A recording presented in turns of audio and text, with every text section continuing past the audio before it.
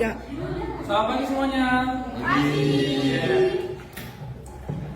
Karena tadi kita sudah melaksanakan bimbingan klasikal, kakak sekarang akan melaksanakan bimbingan kelompok. Yang dimana tadi kakak sudah mensortir kalian menjadi 10 individu. Yang dimana kakak ingin kalian lebih efektif untuk base 10 orang biar mengenai bimbingan kelompok. Sebelumnya di mana sini tujuan bimbingan kelompok ini kakak ingin lebih tahu lagi permasalahan kalian terkait intelijensi atau kecerdasan. Bisa dimengerti? Oke, kalau begitu kakak ingin tanya terlebih dahulu, apakah ada dari kalian yang memiliki permasalahan terkait dengan intelijensi atau kecerdasan? Kalau ada yang bisa, kalau ada bisa tunjukkan.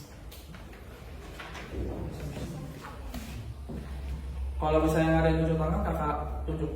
Oke, kamu. Misalnya itu kan kayak kita harus belajar ya, guru ngejelasin gitu. Terus udah ingat, udah ngerti. Tapi nanti kalau misalnya udah selesai belajarnya, lupa lagi. Iya, oke, boleh. Yang lain. Kak, kadang kayak susah paham gitu, udah masuk nih di pikiran.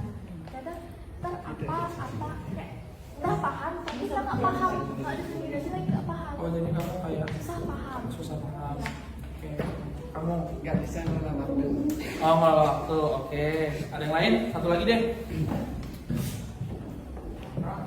Kakak tunjuk. 1, 2. Kak, saya kak Ya.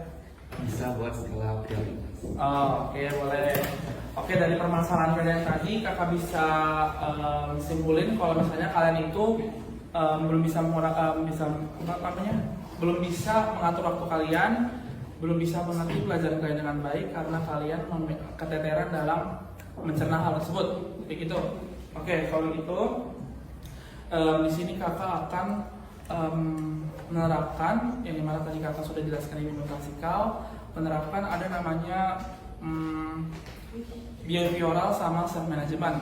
Yang dimana kakak terkait kamu dulu. Tadi kan kamu kurang ngerti. Kalau misalnya kakak susah paham, ya. Kalau misalnya kakak sambungkan dengan behavioral dan self management, pertama kalau dalam behavioral kamu harus mengubah pikiran kamu, karena kan pikiran kamu yang buat itu susah kan. Berarti kamu harus lebih lagi membuka pikiran kamu bahwa hal itu bukan hal yang susah, jadinya itu hal yang mudah. Nah, kalau misalnya kakak kaitkan dengan self management yang dimana mengatur diri kamu, kalau misalnya nih kamu bilang kamu susah paham, kamu bisa aja misalnya hari ini besok mau ujian, tapi karena kamu minggu kemarin gak bisa mengerti atau susah paham mengenai misalnya pelajaran matematika, kamu bisa membuat jadwal misalnya dari jam 3 sore deh sampai jam 4 sore kamu tuh bahas materi tentang matematika, misalnya geometri. Nah kayak gitu, jadinya kamu harus lebih tertata. Oke, ngerti? Oke, kalau kamu tadi masih lupa.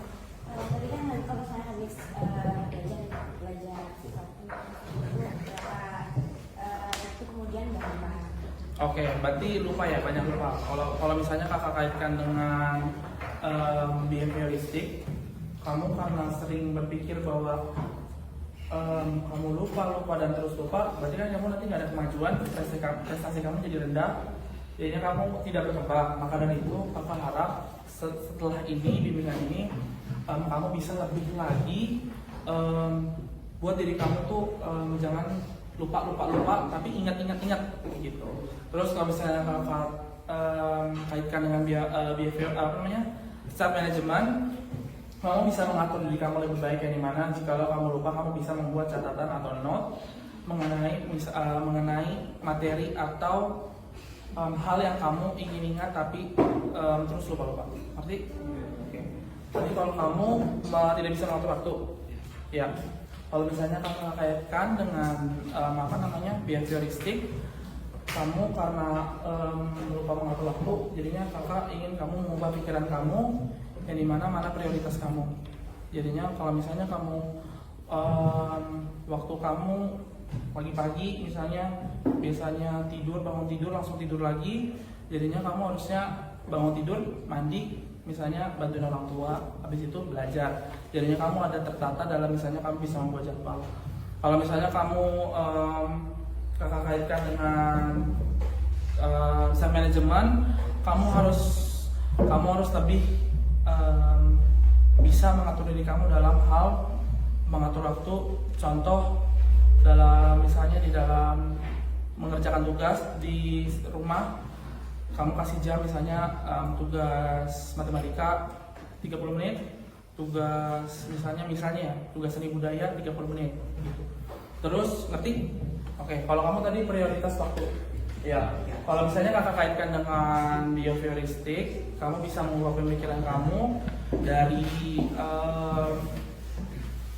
yang dimana prioritas kamu, misalnya kamu ikut paskibra, tapi di sisi lain kamu ada ujian besok. Kalau misalnya kamu lebih memilih paskibra, berarti kamu nggak mikirin masa depan kamu ketika nanti kamu ingin lulus, gitu. Jadinya kamu harus lebih lagi pemikiran kamu, prioritas kamu tuh yang mana, dan kamu harus menentukan itu.